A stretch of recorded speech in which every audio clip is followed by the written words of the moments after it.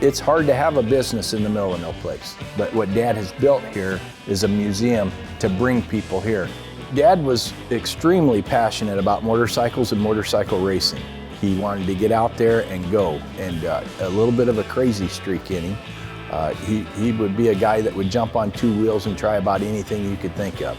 And so he had a natural ability. He actually built a little motorcycle using his mother's washing machine engine when he was in the 6th grade. And he'd ride this motorcycle around that he had built, but he had to take the engine off on Saturday nights because Grandma would do the wash on Sundays. So he had to take the little Maytag hit and miss engine out of his bike on Saturday night, put it in the washing machine, and then he couldn't have it back until the wash was all done. So Dad was an extremely good mechanic and just had a love of mechanical things. About 1962, Dad had answered an ad in Popular Mechanics that they were looking for Harley-Davidson dealerships in this area. And Dad replied and said he'd be interested in it. And Harley-Davidson then opened up a dealership, and that's how it started out here where it's at. In 1980, he acquired Yamaha. At that time, the interest rates went up really high, and it was all they could do to make ends meet. So Dad started taking anything in trade. I mean, any kind of motorcycle, any kind of old vintage vehicle that didn't run, he would work on it and he'd get it running. And then a lot of times those bikes wouldn't sell, so they just got shoved to the side.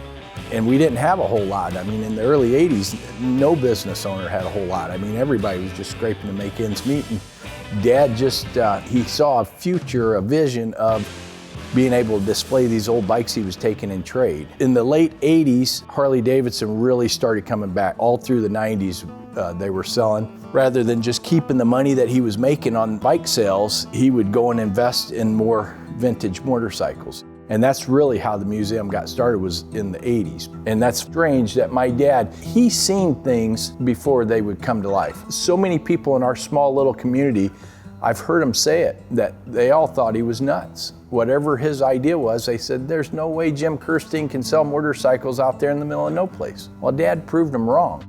They would say things like, he has no business going to Daytona and racing like that, but he would still do it because if they told him he couldn't do it, that made him really want to show people he could do it. So that helped drive his passion. People saying that little guy ain't gonna have nothing. Well, now he's one of the most sought after people in this area. He's always done everything he can to help the community. As he done better, he always wanted to help his town do better. And you can see it, and now when you talk to people, they'll say, you know, Jim Kersting, he was quite the man. You know, I really hope that we can make my dad proud. I mean, we have grown up trying very hard, and my dad's been a very demanding person. When he brought us into the dealership, he expected a lot of us.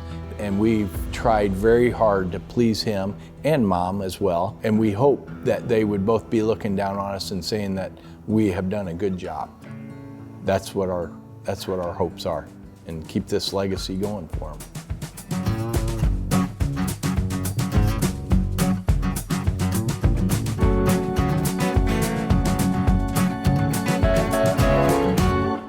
When I walk through here, looking at just the little bikes that him and I worked on or kind of tinkered with, or the cars, memories flash by you of, you know, rides that you took with him. Folks that come through here, they mention, oh my God, how many bikes and stuff, but my eyes go directly towards, you know, something that I have a personal connection to. So it's a special place.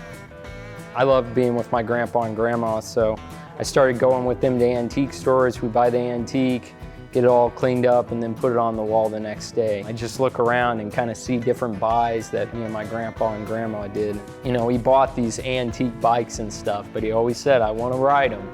In his older age, when I was working with him, he would always say, you know, all of this is worth nothing unless you can share it with people. Because I've done so many tours here, you know, and to be a biker, once you've been bitten by that bug, you're done.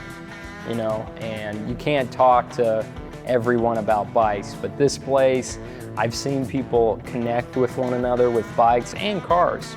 We have like 25 cars in here too, so just to have a place where you can connect and share stories, it's something truly special. He was mentor, best friend, closest confidant, just all rolled into one. He was very passionate. When Jim Kersting was going to do something, he didn't just wait around, he did it.